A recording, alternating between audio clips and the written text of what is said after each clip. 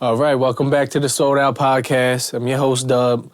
You already know what it's been. Thank you guys for the support. Like, subscribe, comment on the video. I would love to see some comments going forward on what type of topics you guys would like me to touch on, or what type of insight y'all would like me to give, or if y'all want me to dig deeper into any type of stories that you might want to hear about, of just me being in and out the industry throughout the city and all the things like that. I'm very interested to get some input on these comments.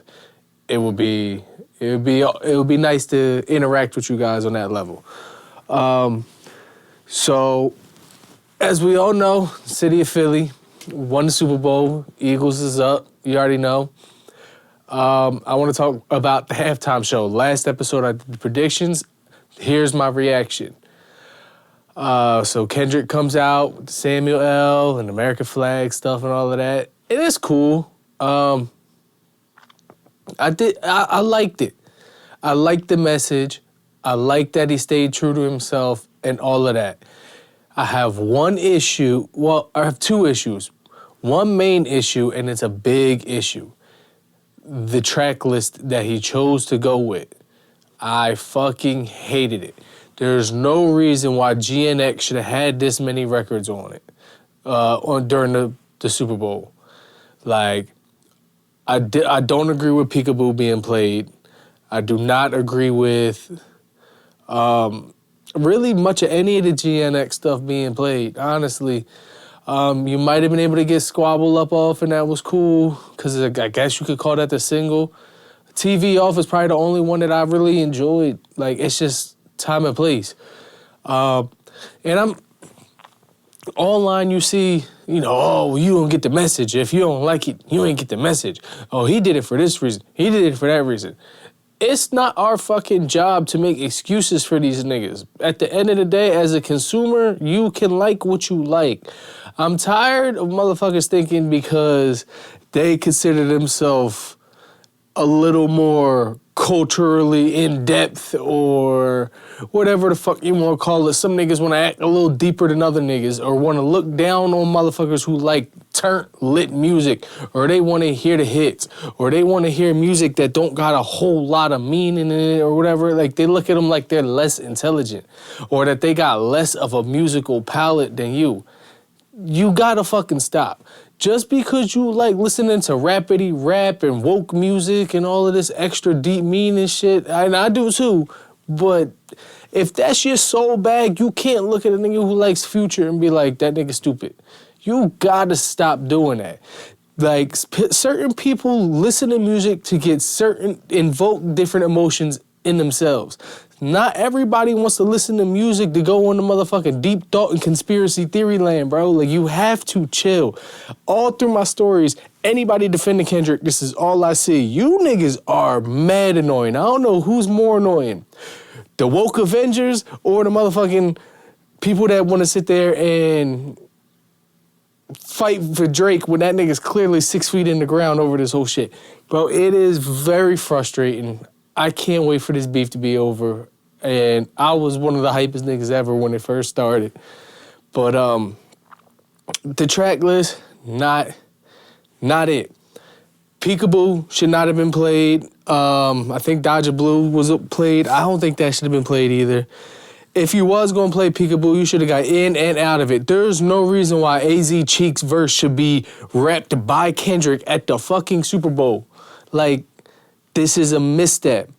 You guys announced SZA, so now you have all of the SZA fandom coming out to come see one of their favorite artists, or the women they're coming out to come see SZA. You announced her as like she was going to play a big part into the show, and all she did was her features for Kendrick. That was a misstep. SZA's got records that are almost as comparable to anything Kendrick played that day. Like, if you were just going to have her do that, you should have kept her a mystery, kept her a surprise. You should not have had her out there for just that little second and just to do her couple of features that she has with Kendrick. So if you were going to do that, I just personally wouldn't have announced her, just because I feel like he was playing with playing with people. Like, there's a lot of women that probably tuned in on some woman support shit, and you kind of just played in their face.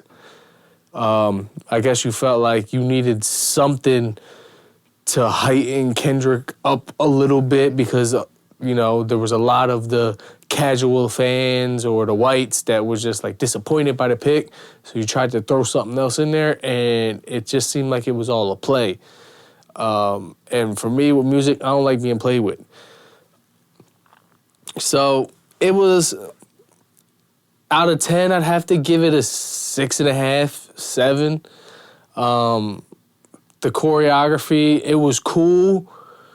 He didn't interact with it very well. I'm not expecting him to get out there and motherfucker start doing the worm and the moonwalk and shit. But it's just, I just feel like Jay-Z, and in the 4, I believe he did 4 so far, starting with Dr. Dre, only 2 of them was really enjoyable. He's shooting 50% right now. And I just don't think for the advertisers of the NFL and the people that they're selling these Super Bowl commercials to, I don't think it's going to cut it. So I feel like Kendrick being the first hip-hop headliner, he had a responsibility to knock this out of the fucking park. And I believe he could have done that and still got his message out with the This Is America type theme and all of that, and really get his black message out while playing songs from Good Kid, Mad City or songs from Section 80 or, just the songs we know. He could have played King Kunta up there.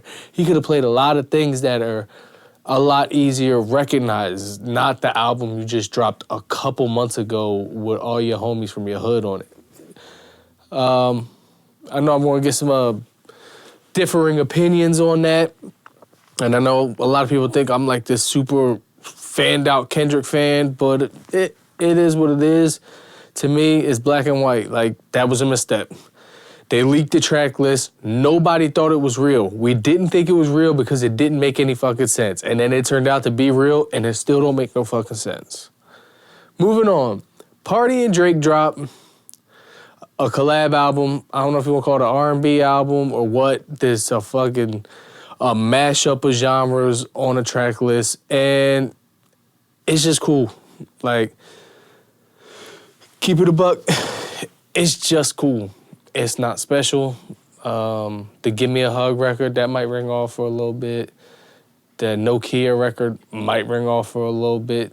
But, like, it's just cool. It's just Drake right now is in, like, a real gimmicky part of his career. Everything's a gimmick. Nothing seems innovative. He just seems to really just be doing whatever he thinks the algorithm will lead him to more fucking streams.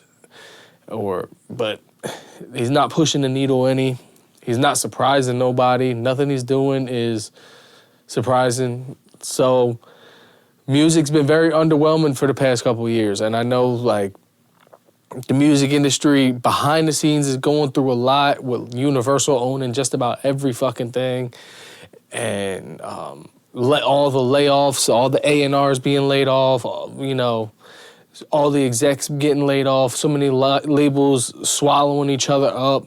You got all these huge legacy acts selling off their catalog and basically getting the fuck out of music, period.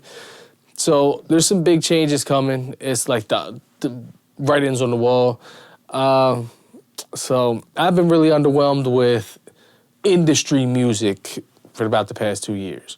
I've been more on like the, more local scenes in some of these different hoods and shit. And, there's a lot of like up-and-coming dudes that are really doing their thing, a lot of up-and-coming women doing their thing. And I just got more interest in them right now because they seem hungrier and they seem more creative and they seem just more in touch. Then the quality of the product seems to be showing that. So the past, I say since 2023, music to me has just been meh. Entertainment, period. A lot of these movies are just remakes and sequels and prequels and connected to another movie that we already know and love that'll get us to rush out to the box office. It's just like everybody in entertainment right now seems to be afraid to take a risk. And I just feel like they're playing with the consumer. You playing with me. Like, you just playing with my intelligence. And it's made entertainment really boring. So like, you know, I'm sure I'm not the only one who feels this way. You niggas might want to go and get a hobby and turn the fucking TV off. Like, niggas might want to take up knitting or something. I don't know. Like, but that's pretty much all I really had to talk about. I do want to say one of my favorite artists that I work with, real name is Matt. He goes by Nico. I've been recording him for about 3 years now, almost every week for 3 years. This kid's work ethic is ridiculous. Never put a fucking song out unless I dropped it on my platform on some type of collab level. He's got a few songs featured on my albums that I have put out. He's finally ready to drop. He's got the pre-save link out now. Go follow, I think his name is Songs by Nico. I'm going to post it up to the side of me here. And it's a 7-song EP.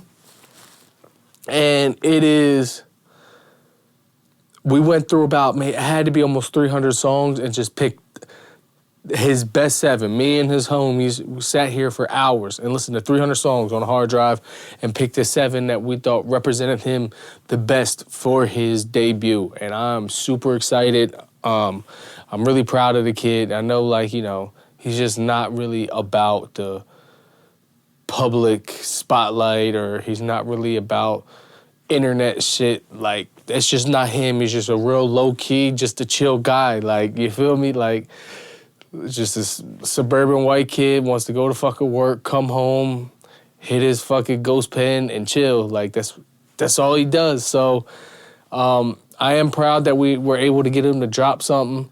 So this song of the week is going to be All Star by Nico.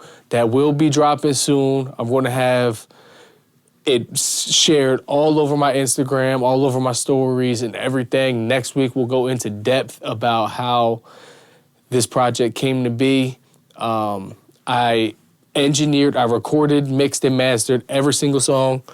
So yeah, song of the week, All Star by Nico. Can't wait for y'all to stream that and hear that. And with that being said, that's the end of another episode of the Sold Out Podcast. Y'all stay safe. Peace.